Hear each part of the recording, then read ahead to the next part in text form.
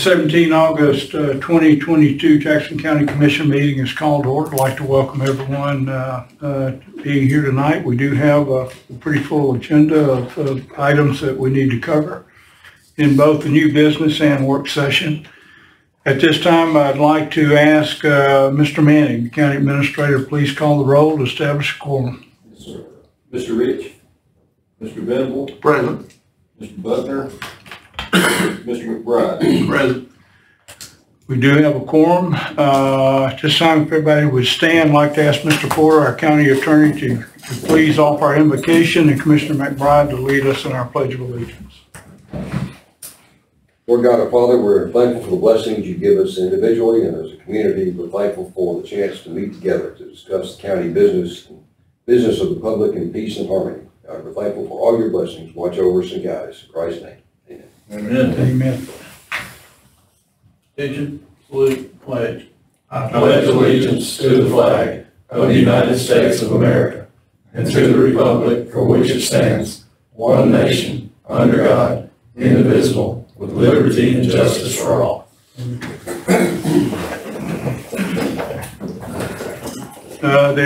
We have an agenda in your packet for today's meeting. As I mentioned earlier, we have a number of items in new business and some discussions in our work session today.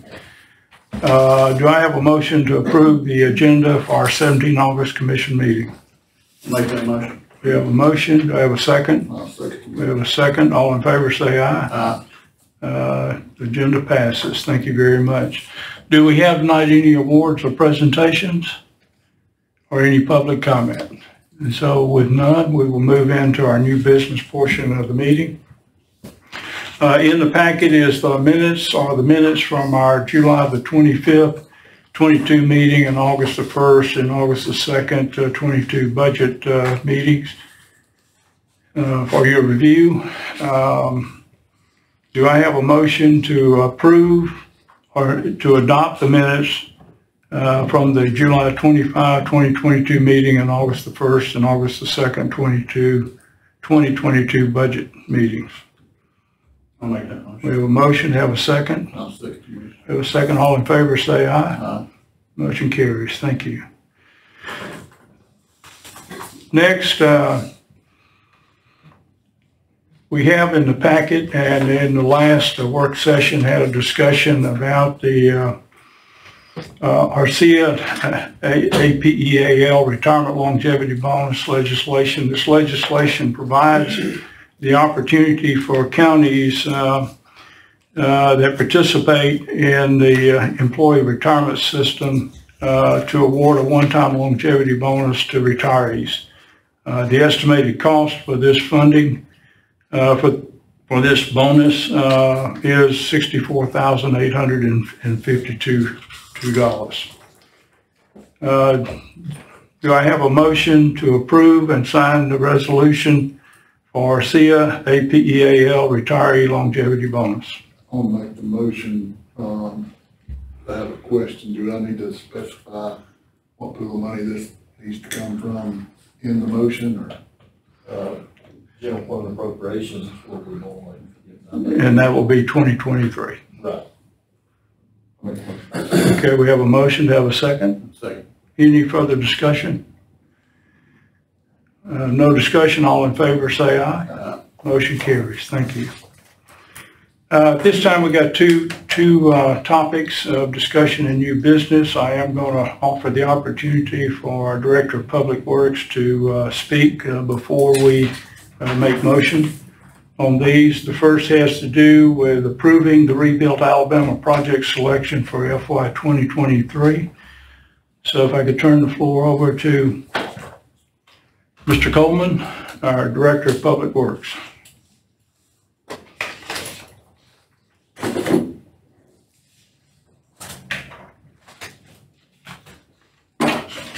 Thank you, Chairman. Just as a review from the last meeting. Excuse me, Mr. Campbell. It's okay. Go ahead, please. I'm sorry. Anything's fine. So a couple of categories that we looked at and discussed: county rebuild funds and the amount of allocation listed, and then federal aid exchange funds and that amount listed. just as a reminder, we did talk through some overages that we anticipate and projections that we are seeing and anticipate with this year's projects that are near completion but not complete. So if we're ready to move forward in making a selection tonight, we will have to make a decision also on the federal aid exchange part, which in safe measurement would be about a $250,000 overage that we would recommend coming from 111, or a reduction in allocation to account for that overage. The general fund, our operating fund, 111 operating fund, can handle the amount, the $250,000. It's in good position to handle that. So our recommendation would be to make award of that $400,000 and just allow us to cover that overage from 111 cash balance.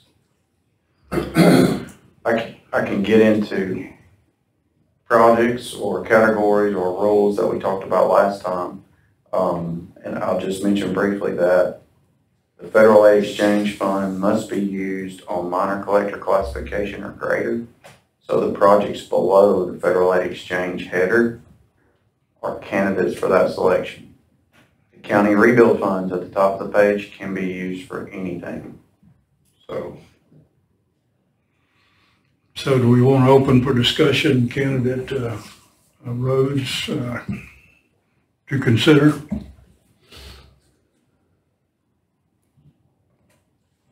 Okay, when do you need this decision made by Mr. Campbell? We have to submit our 2023 Rebuild Alabama plan by the end of this month. Yeah. The Rebuild Alabama portion of this needs to be done this meeting. Yeah, both are part of that plan. Yes, sir.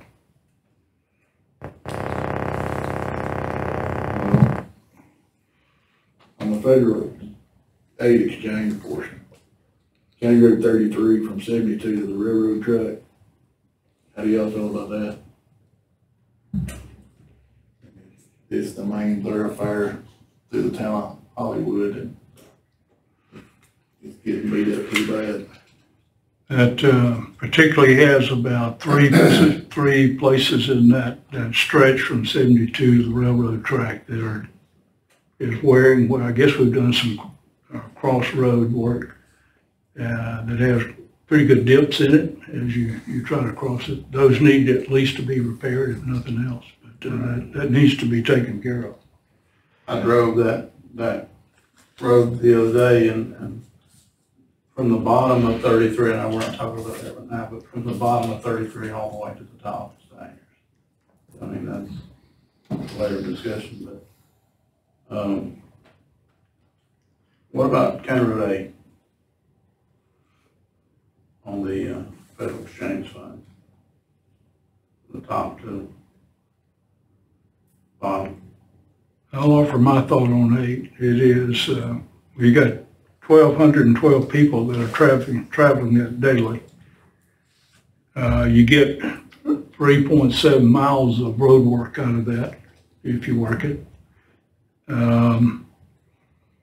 It's also a road traveled by a lot of folks who are in that area that are really viewing our county. Can be a beautiful road to take. For the 575,000 you have here, you get almost a little over 3.5 miles of road surfacing taken care of with 8.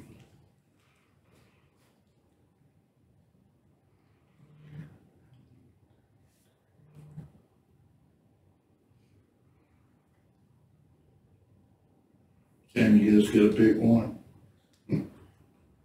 Yeah, It's a shame we just get to pick one. Yeah, like we discussed. Well, you can go ahead. All of these projects really warrant action now. So, in the discussion yesterday, Chairman and I were looking at different options and calculating different ways. And I think you raised a good point about there are a couple different ways to look at this. ADT being one, and then also mileage being another.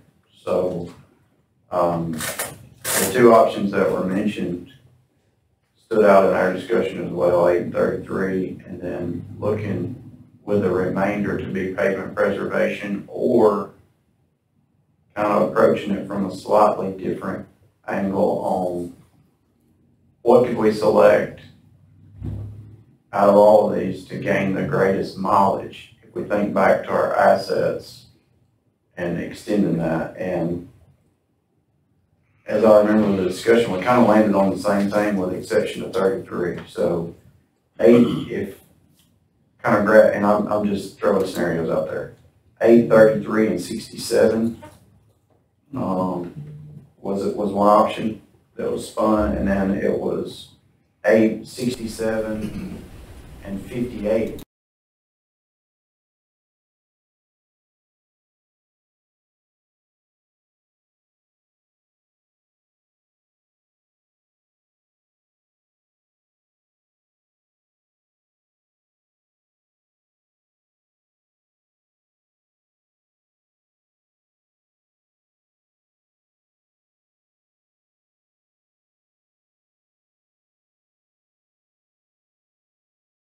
That we have currently listed under Federal Exchange Yes, sir. that we could use.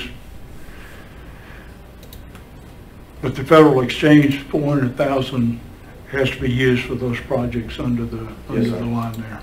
Okay. So then we can select both of those. It looks to me like you could select 8, 33, and 67. If 67 is a candidate you want to consider, and be right at 1.3 million. Is that from Lake Shore Circle or what? Lakeshore Drive to the Right. county lines. Where's, is that right there by the church? That's, That circle, isn't it? the Lakeshore Drive would be right when you, after you pass the Campbell Farm, and the first road that goes around to the, By Larry's house? yes. Okay, yeah. There's a pavement joint there that goes all the way to the causeway. Right. Would we do anything with those guardrails down through there, or those be effective? This would just be pavement preservation, so it would just be the surface treatment.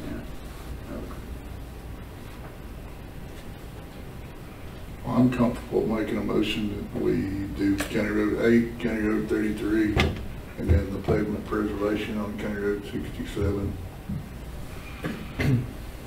So motion? Got the motion? I'll second that. Okay, so we have a motion and a second. All in favor say aye. Aye. Motion carries. Thank you. And that's County Road 8, 33, and 67. That's a total of 7.5 miles. Okay.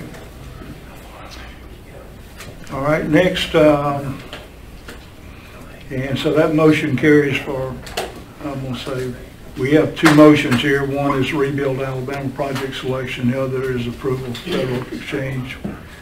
The motion applies for both of those and approval applies for both of those. Is that okay? All right. Thank you, Mr. Porter. And then, if I may, sir, the overages, are we okay with that being included in the motion to that, the overages for this year's project to come from one? Do we need to make a separate motion for the overage? Since you've already voted on it, yes, because it did not include it. I'll make a motion for any overages on these projects or our current projects to be covered out of Fund 111. 111. Second that. Okay, we have a second. All in favor say aye. Aye. Motion carries.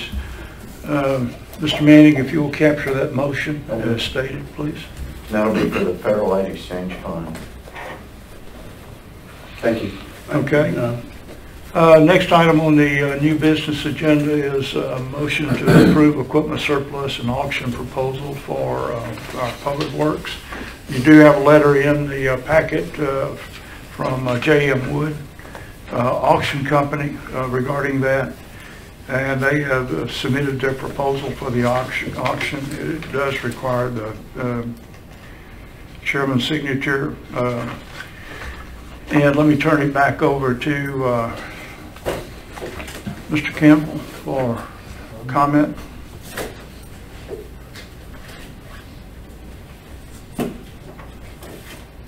I'll be happy to answer any questions that we discussed last meeting, but just as a reminder, this was in the event that we take possession of trucks that have been ordered for September.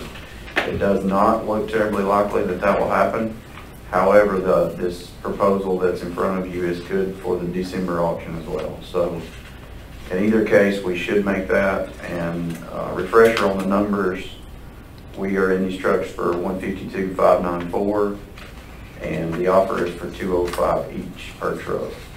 They range anywhere from 13 to 20,000 miles and are about 1 year old. I make the motion, we accept this proposal from J. Youngwood. Okay, we have a motion, have a second? I'll second that. We have a second. Any further discussion? If no discussion, all in favor say aye. Motion carries. Last item in our new business is we have in our packet a resolution that is an annual adoption that we do. It is a resolution adopting a Title VI program for our Jackson County Rural Public Transportation work. This resolution says that Jackson County Rural Public Transportation, as a recipient of federal financial assistance from the Alabama Department of Transportation in support of transit services, imposes obligations complying with Title VI federal requirements. And those requirements include that Jackson County Rural Public Transportation commits to assure that no person shall be, on the grounds of race, color, national origin, or sex as provided in Title VI of the Civil Rights Act, be excluded from participation in or denied the benefits or be otherwise subjected to discrimination under any program or act regardless of the funding source. And in accepting this, the Jackson County Commission approves the proposed program to comply with the Title VI federal requirements, and the Director of Council of Aging in capacity serves as the Title VI coordinator for the Title VI program as necessary. Do I have a motion to approve and sign resolution adopting a Title VI program for ALDOT's regulations for rural public transportation? I'll make that motion. We have a motion. Do I have a second? I'll second the motion. For a second, any discussion, further discussion? If not, all in favor say aye. Aye. Motion carries. Thank you very much. Next, we'll move into our work session. We have several items to discuss. First, in sanitation. I'd like to make a note that we did receive 2 new garbage trucks for our sanitation department that came in this week. They were ordered almost a year ago, and we were finally able to get those trucks in. But we need to recognize that we have a fleet of trucks that have aged, and we need to replace a few more of those trucks. So let me turn the discussion over our Director of Sanitation, Randy Grider. Thank you all. I'm going to hand you some paperwork. I didn't want to mix it up with Jonathan's. It's just got a list of the current trucks. Thank you. This has not got the 2 new ones that we received. Everything you see highlighted there, you can see the year model on it. And we desperately need to get into a rotation program similar to the way Public Works does. You can see our newest truck is a 2019. Its resale value, what we will get back on that, is it's at the point where we're going to get the max for a 2019. The rest of them, those 2015s, they're not wanting to give us much of anything. So we've got to get these trucks moved out of here and get some newer ones in rotation. We have no choice. I have some quotes for now. I'm not sure these quotes will stand. I can't guarantee that. We have 1 truck that we're guaranteed now, 1 chassis. It is a Freightliner. I want to hand these out to you guys. If you pay attention to the bottom there, I tried to blow it up. You'll see that Freightliner listed there. That is the only Freightliner available. We currently run Max. They can't even order one. The only way I can secure that Freightliner is with a PO. They have 3 internationals available, which you see the price difference there. That's all we can get. So my recommendation is, or my proposal is to come before you and ask for a PO for the price you'll see of the two Freightliners, in case one of those come available, because we could be well over a year out and then some before anything's delivered. The one Freightliner in stock is promised to me in spring, this coming spring, because it is in stock. Now, we've waited a year on the 2 trucks that we've got now. So my proposal is, we desperately need a PO to lock in anything for this amount of these 2. If we come in to where I have to use the Freightliner, I mean the internationals, you'll see that price difference there. We won't spend the full amount for 2 vehicles. Any questions about Okay, that? any questions? What are you talking about for like a timeline? You say you need a PO. I know you needed it yesterday, or I mean. Yeah, I needed it yesterday. I've already lost 1 chassis. I was promised 2 chassis initially. When I began to talk about this, we began to discuss it. In the discussion time, I've already lost 1 of those chassis. Do you have these funds in available in cash balance? I will for sure have the fund for 1 of those if it hits in the spring. 2 of those, I'm pretty confident in. What is your current cash balance? We just paid for the 2 that just came in. I'm gonna say right around 600,000. Yeah, left in cash balance. If we go with 2 internationals, we'd be at $599. But now, keep in mind, these are not showing up at the same time. I only have 1 commitment to possibly show up in spring. My problem is, if I don't lock the trucks in, we're going to be in dire straits. Our equipment is, I mean, I've got two trucks in the shop right now on that list that you see. That is marked number 6 that you see highlighted, number 7.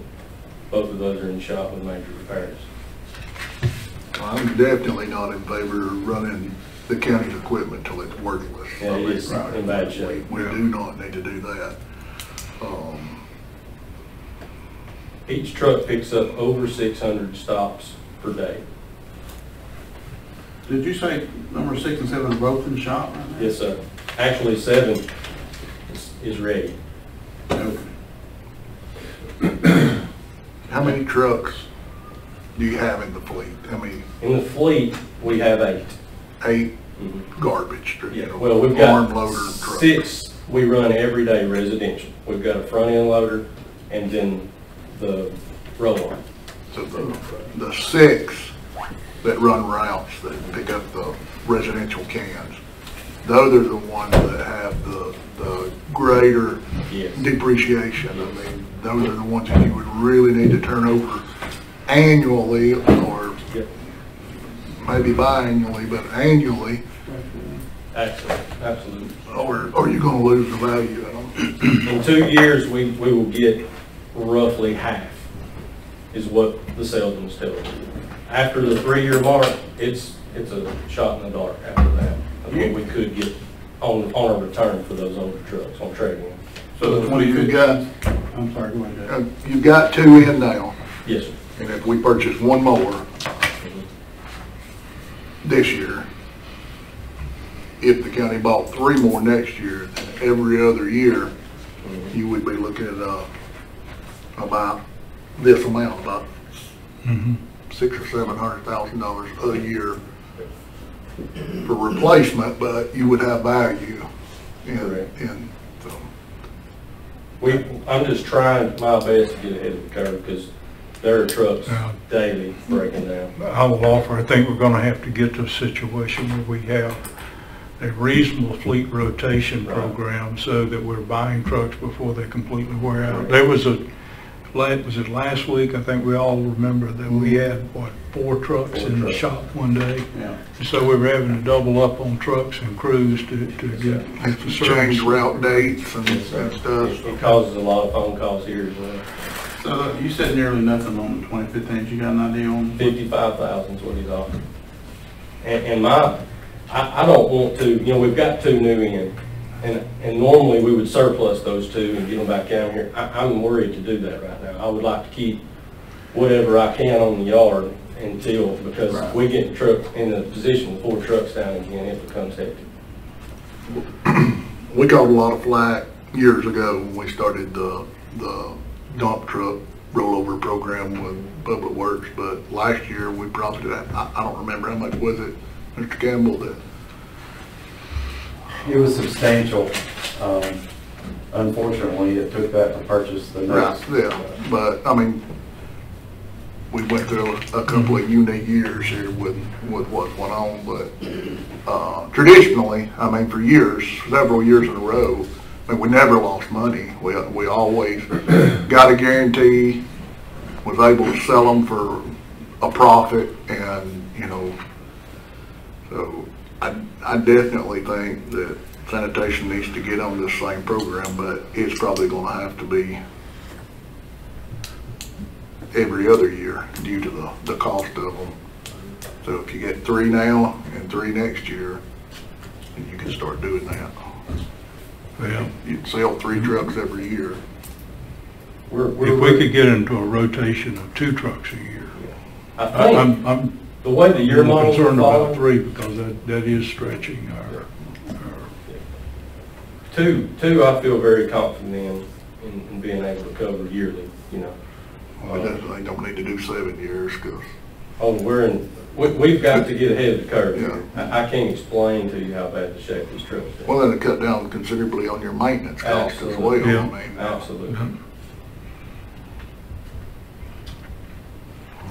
So we need to set or assign the rules and revisit the vote on this. So the first question I got is, are we at 2 trucks? And as we looked at it the other day, in looking at his cash reserve with, I guess, borrow my sheet back.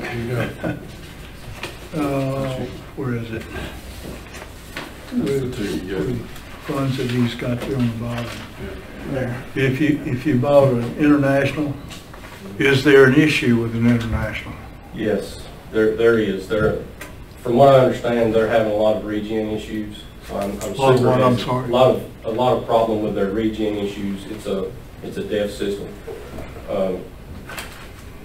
I'm spooked of them, just to be honest with you. But the salesman is telling me that is absolutely the only thing available. 1 Freightliner and international. So we need, if we don't want internationals, I'm trying to get to what's the best truck we need for the fleet. If the internationals are not what we need, do we want to go there? I'll just put that on the table for discussion. Or do we get a PO for the Freightliner now and look for another Freightliner whenever we can get a commitment on that? And Well, so what- yeah, what we the pro We con went on that? ahead and went with the international, and then we could turn around when one was available and sell that international, and we could still make money on it, we wouldn't lose money. Well, we're not going to make money on the garbage We're trucks. we're not gonna lose, how much would we lose? We'll, you'll lose more with the international if they're having, Oh, yeah. those, Yeah. problems. So we don't. It's gonna be known throughout the industry. So would a PO tonight for 1 Freightliner Yeah. work and get you, I'll take get anything you y'all to give. where you can come back yeah, to the commission yeah. Yep. with a stronger plan on, you know, we're gonna buy these and this year, next year, and the 3rd year, and try to put together a rollover program. My only concern there is just the availability that I'm being told. If I don't lock something in now, when I come back next time, we may not be able to lock But in. if you lock a PO in For for this one, Yeah, I'm great. you're getting it, so. Well, I make a motion, set the rules aside for this. Okay, so we have a motion, set the rules aside, have a second. Any further discussion on that? Okay, if no discussion, all in favor say aye. Aye. Motion carries. So do I have a motion? Do I have that sheet again? Okay. So we need a motion to approve purchase, commitment to purchase, or whatever the right term is, that purchase order for a Freightliner that is currently available at a price of $337,935 or price that is available. Correct. And those funds would come out of your cash balance fund in sanitation. I make a motion. Okay, we have a motion, have a second? I second that. Have a second, no further discussion, all in favor say aye. Aye. Motion carries, thank you. I would like to also comment, I think the comment we had from Commissioner Venable, you need to come back to us as soon as you can with a plan, and certainly whenever you have an opportunity to get a chassis for a Freightliner, a vehicle.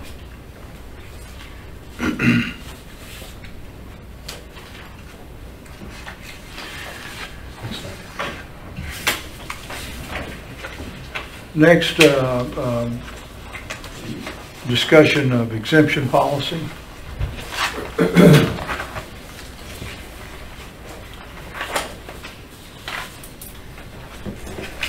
You'll see that listed as the current one. I'm sure some of you guys are familiar with that. It is extremely exhaustive on our elderly and disabled, the people that qualify for exemption. I have multiple complaints, multiple problems every day. Currently, our policy runs, if this paperwork's not turned in, and y'all see the front page, second page, they also are required to get a notary. There's 4 pages of this. Most people begin owing us a balance because they are not able to fill this out and get it in on time. And so then we begin accumulating debt on people who should have been exempt. And it's my observation that it's not, they don't, most of them misunderstand it. They're unwilling to turn in bank statements. There's just a lot of issues. I have an instance where a disabled person came to our office since I've been there on crutches. He drove a very long distance. He had begun owing us $80 something, 80, whatever the 25 comes out to. He was there to pay us $25, and the man had been approved for exemption every year of his life with the exception of the last 2. And he failed to get approved because he didn't have his paperwork turned in. So my proposal would be the next packet that I handed you. It's simplified, and it kind of runs along the same lines at what they are exempt for property taxes. Holds the same standards for property taxes for the elderly and the disabled.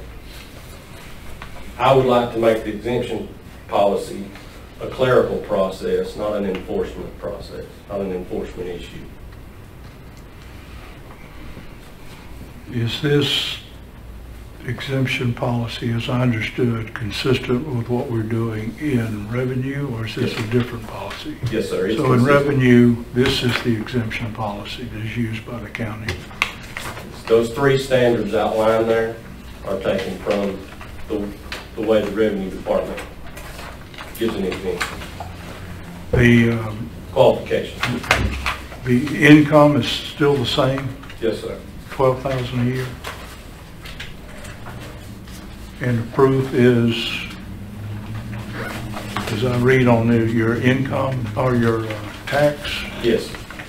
tax record Yes, sir. for the previous year. Yes, sir.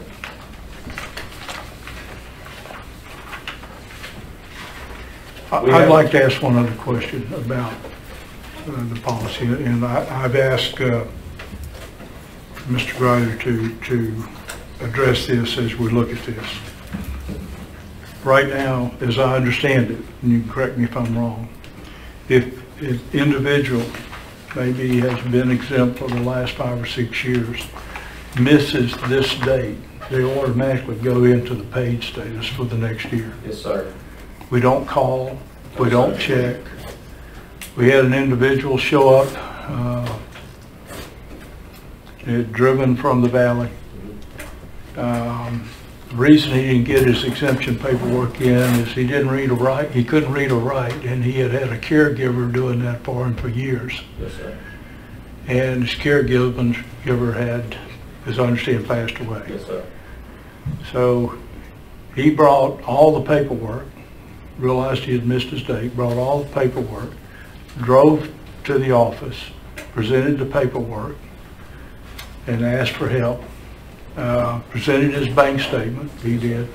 He had $40 in his bank statement. It probably cost him $20 to drive in to do this. I'm just offering what I would recommend and I'd like to see. If a person misses the file date and they've been exempt for years, that we pick up the phone and call the person and find out what the problem is. Yes, sir. And then try, if there is a reasonable problem, that we try to give a little time for the person to get in and get their exemption, rather than automatically putting them into a fee charge system, and which they probably are not going to be able to pay anyhow.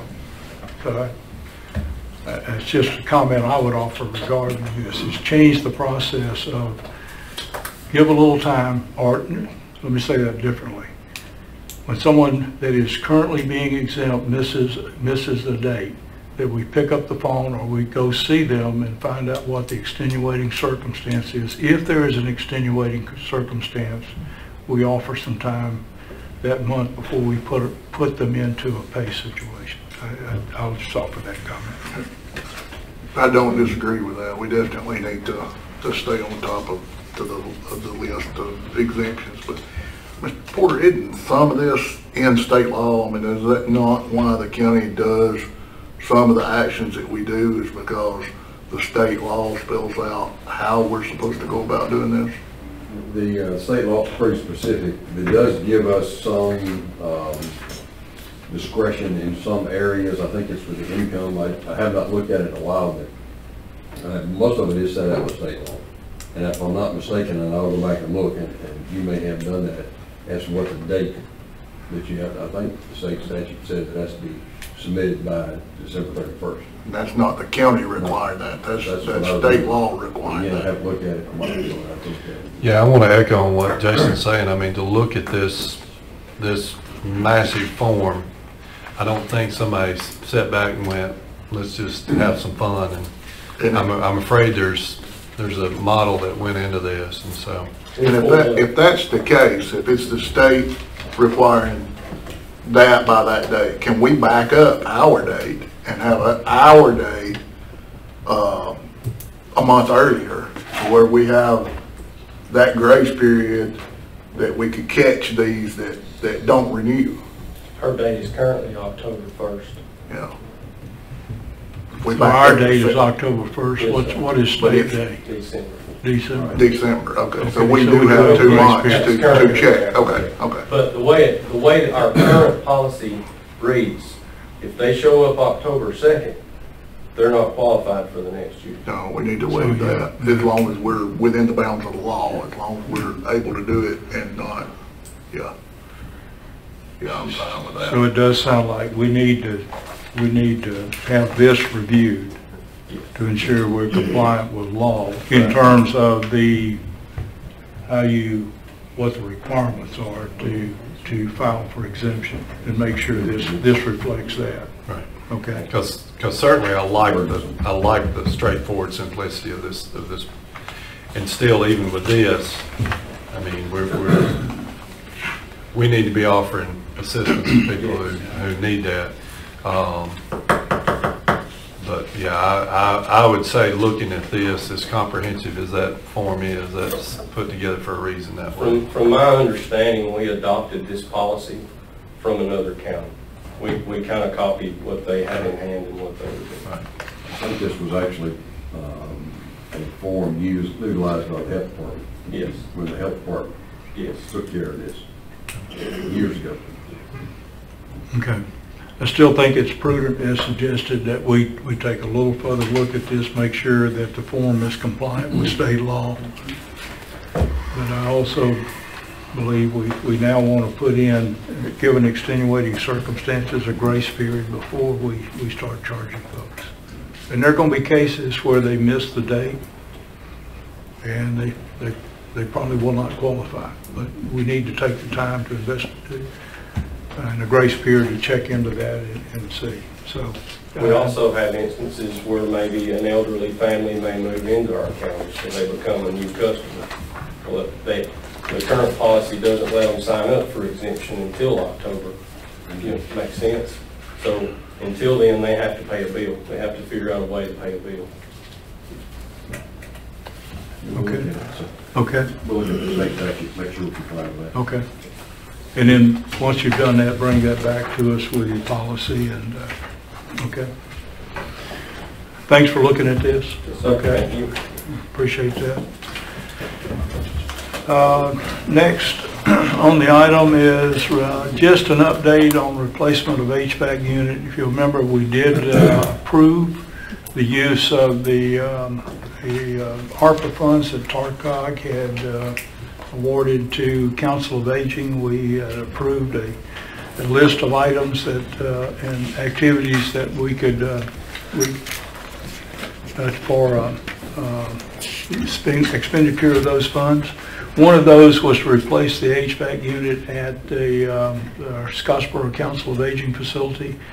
We do have a couple of quotes, and so I've asked for an update on that.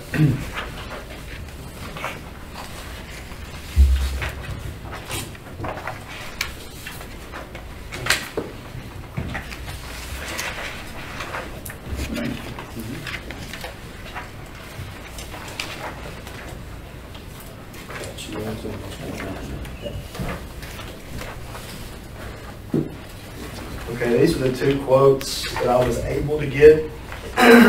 We had 4 contractors come out, and this has been ongoing for the last month and a half. I've been trying to get contractors out there, and these are the only 2 that would send in a quote for me. The first one was Southern. You can see the amount that they quoted there. And the second one is Valley Heat and Air, which they've done work over at our COA building too. We have another unit through them. And their price is substantially lower, and I'll talk to Chad over at COA, and I think that's the one we're going to go with. So, let me interrupt here. Is that a 14 seer on the back here as well with the Valley Heat? Are we comparing apples and apples? We get the same thing here? Pretty much. The 14 seer is a little bit bigger, moves a little bit more air, but it's the 12 series within guidelines for what is accepted. We could actually go even smaller than that, but it's still, right. Okay. 12 series is still bigger than what we really need.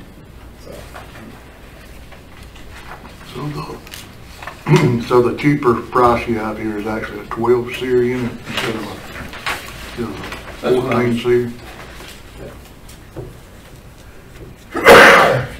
The seer rating has to do with the electrical components and, and circuitry and stuff like that. And, the unit itself, and even the 14 seer is a pretty low seer rating. Most of the ones I put in residential houses are considerably higher seer than 14. Right. These are both 5-ton units though. You don't get the life out of a lower seer unit you will out of a higher seer unit.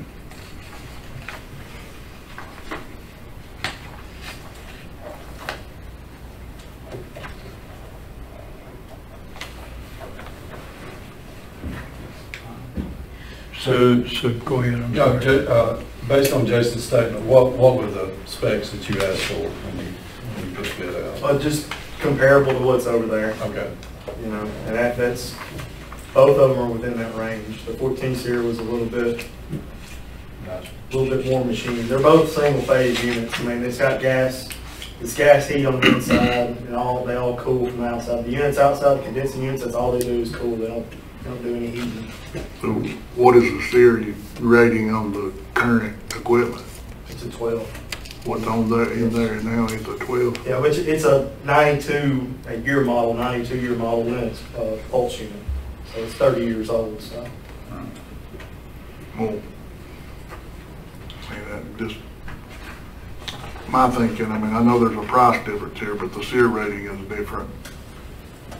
I don't know, I wouldn't entertain requesting a 12 SEER price from the other one just to be fair. I think a lot of it had to do with what they've got.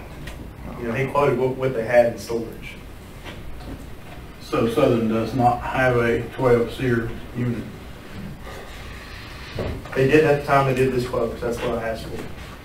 What they could get that's comparable to what's out there, based on the specs on the side of on the unit. And they did have. I'm sorry, can Valley get a higher SEER than even that? Yes, I'm sure they can. I mean, it's just like anything. That SEER, the SEER rating is pretty important. I'm like Jason on that. I mean, that's pretty low, but I understand what you're saying, but if we're buying, why don't we see what Valley Heat has more to offer that would be closer to what Southern's offering? I can do that. I mean, that's just my opinion. Yeah, I mean, I can do that. That's fine. I mean, this is all just informational first. Right. To bring all that y'all look at them. I mean, they may have something higher than a 14 cheaper than Southern. Possibility. Well, I think reliability and service life is an important component of consideration, and so certainly rely on the experts here who do this, all of you guys who do this for business, but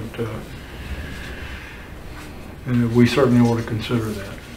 Yeah, but the 12 SEER was all that was requested. What was on the, it just so happened Southern gave us one with a 14 SEER rating on it. So. Okay. So I would suggest that we go back and request Valley to see what's their price for a 14 SEER rated air conditioner. Yeah, most of that's just going to be on the compressor. They'll have a bigger compressor on it. So it takes. Well, let's just go back and ask for a price to see that we're comparing apples to apples. So that's okay. Thank you. Thank you. Okay. Thank you. Next, Public Works. We have a couple of items to discuss. One is annual bid award recommendations. We had bid openings this week, and so let me turn it back over to Mr. Campbell.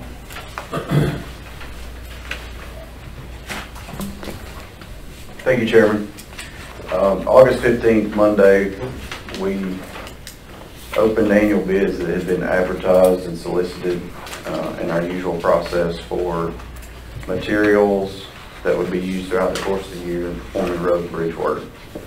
You should have a list in your information, it's like everyone's on it, on the items that are listed with our recommendation included. And so I just want to, without going through each item, point out some keys there that are on each item listed, some designations which will be only bidder, low bidder, split bid.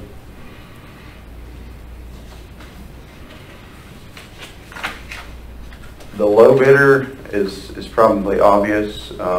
What we're talking about, only bidder rather. So some of these we only had one bid.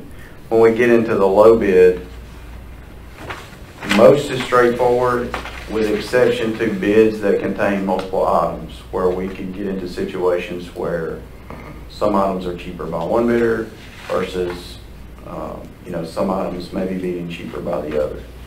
This happens on occasion and sometimes to razor thin margins. That did not occur this year.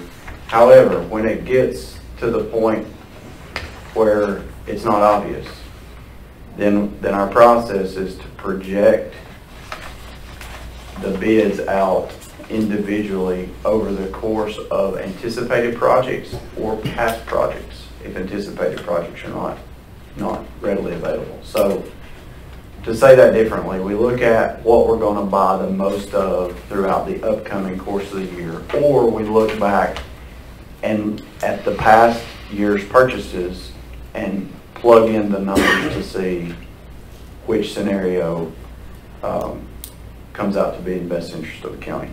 So in most of the situations where you see low bidder, that was not required. Items that lend itself to that, plant mix, the in-place plant mix, for example, we looked at past history on projects, and then 2 of the projects, actually that were chosen tonight, both of those estimates were filled in with the bids. And then some of the low bidders, where there were multiple bidders, we did the same thing with past quantities. Split bid, just to give you a little more information on that. Signs was an example, and herbicide. The sign bid was split with post, where there were 3 bidders and there was an obvious low bidder on post. Then the award was made for all the posts to 1 bidder, and then all of the signs required some analyzation on past purchases to look at what we were most likely apt to purchase in the upcoming year. Herbicide is another example of a split bid in which all the items listed were, particularly the ones that we used most, were lowest on 1 bidder. However, one item that we also use a lot was the only item cheaper on another vendor. So we split that award to cover all the things that we're most likely to use. So in items where they lend themselves to split like that, we try to take advantage of that, and there are some of these that don't, and that's when the analysis comes in on what will we buy the most of most likely, and how can we forecast that and look at the overall low bidder. We have all the bid folders present, and if you have any question about any items, we want to have that discussion now to where there's comfort in what our recommendations that we're putting in front of you. Obviously, between now and any time you would vote, we would look forward to any conversations we can have about these items specifically, or the process we've gone to arrive at these recommendations. There are 2 items at the end that are not typical with this annual bid process, and I want to explain those a little bit. The first being geohazard mitigation and emergency response.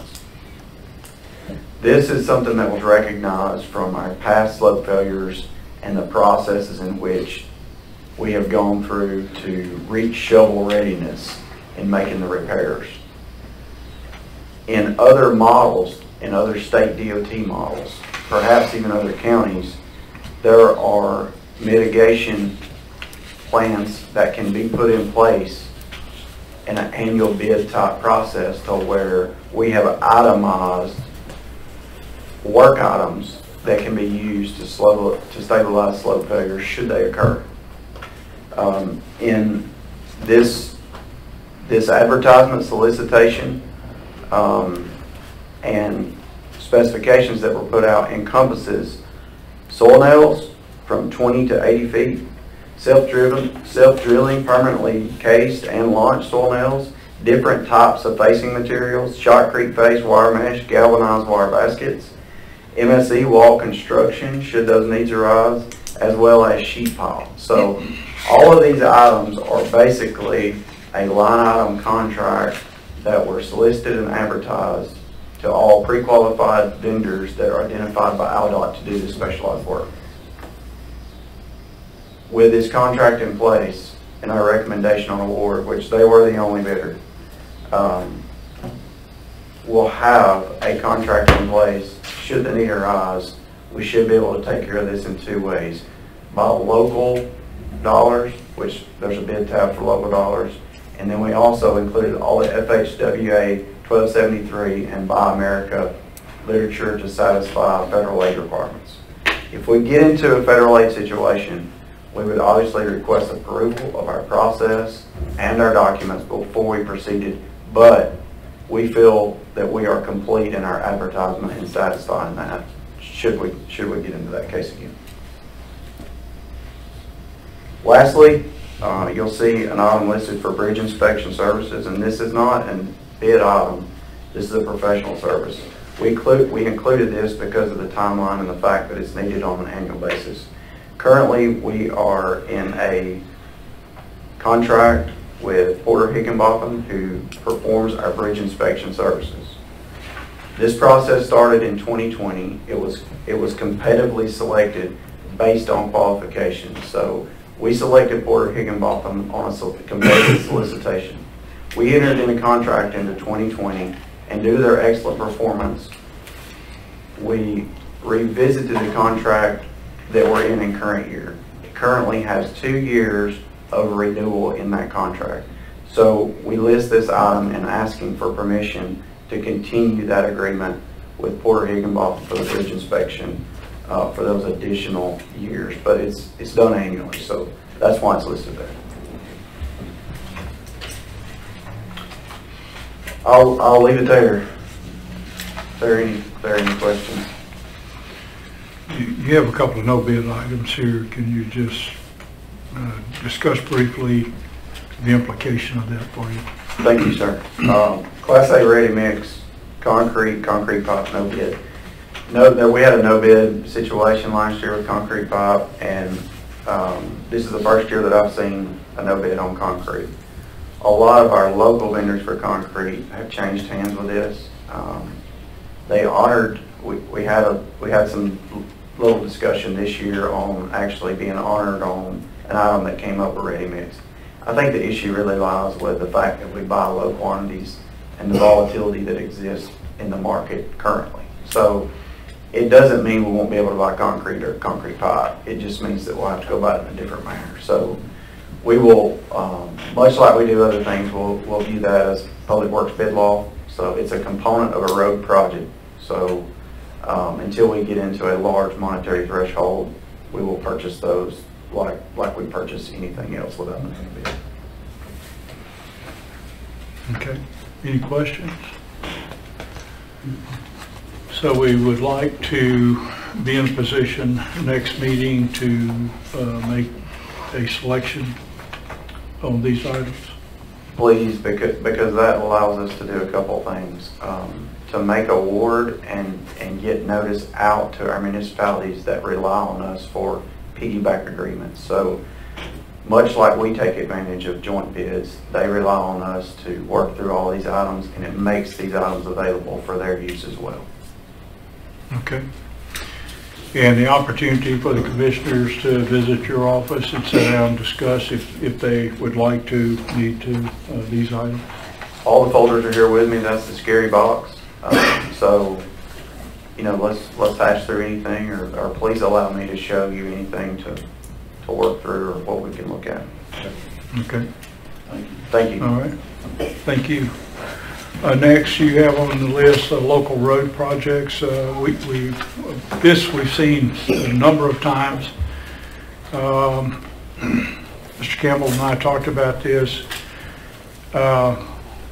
We'd like if the commissioners opportunity again to visit, sit down and talk with Mr. Campbell about these, give your input to him on what you would have as your preference ranking of order of roads in your district. And then next time he brings back a rank ordered list for us on the roads based upon what your selections would be by district. And then we take a look at that at our next meeting.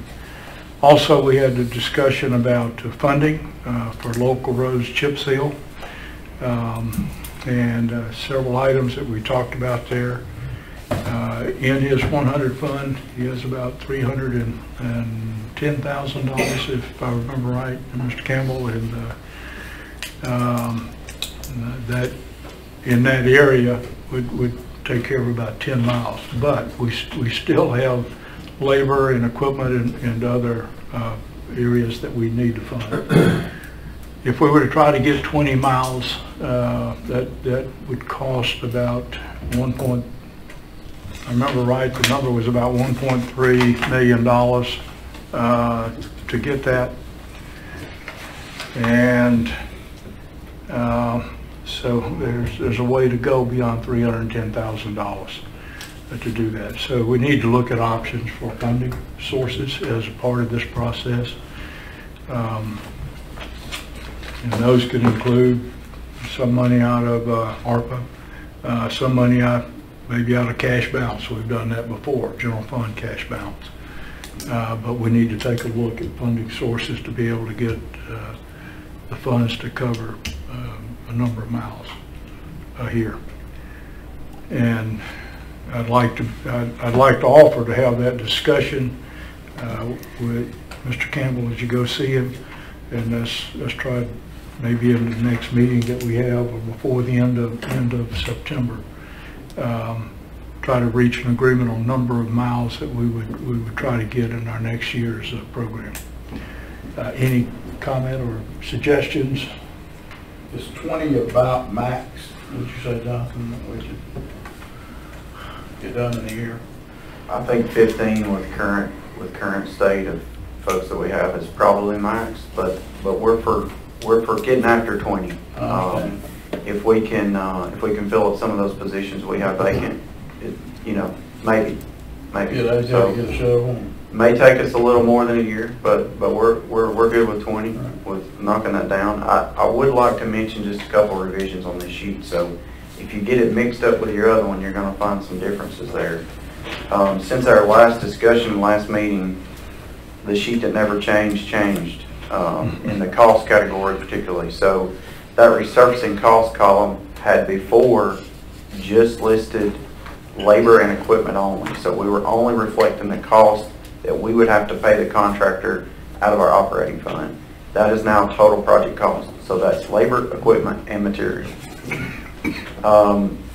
21 was added to District 2, and all the roads below 21 were populated. So before, where the fields were not populated there, it didn't show the mileage and it didn't show the cost, just to try to keep things even. So we populated that mileage and the associated cost, not to make things lopsided, but just to show, in case those were options that were looking viable, what kind of costs could be assumed by selecting those projects. District 3, those are rearrangements there based on comments. So please find all those, and other than that, nothing major has changed. Okay. Any questions? Okay. Thank you. Thanks, Jonathan. Thank you. A lot of work has gone into our annual bids. A lot of folks were involved in that, and I would like to say thanks to everybody that was involved. I appreciate that. Next on the agenda that we have is a meeting schedule for September. We have 2 days currently scheduled, the 12th of September and the 26th of September. The 26th of September is a date that we will need to pass our annual budget for 2023. The next day is fly-in for those going to Washington, leaving that morning. But I think that date can hold for that. I would ask, and I'm going to ask, if we change the date from 12 September to 2 September. First reason is I am not available. I cannot be here on the 12th of September or the week before. Also, it allows us to get on with making a selection on our annual bids, and I'd like to also be present in that discussion for discussion of where we are with the budget at that time.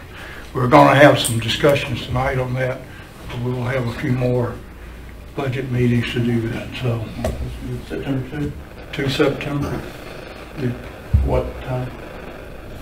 Leave that to you guys. 3:30, or if you can't do 3:30, 4 o'clock, 5 o'clock. Jason's that day work. September 2, Jason.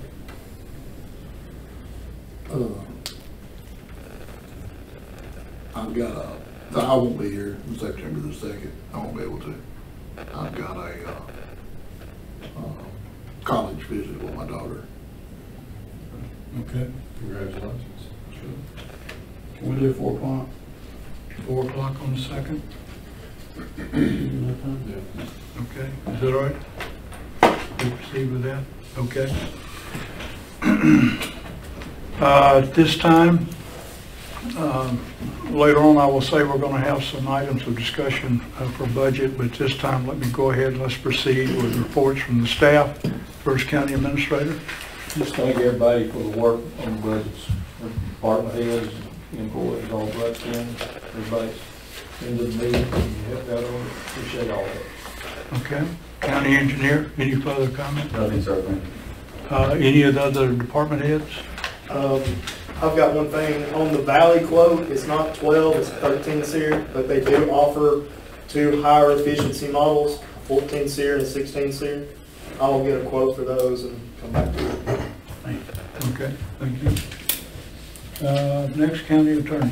I don't have anything, sir. Okay. Okay, at this time, comments from the commissioners, District 4, Commissioner McBride.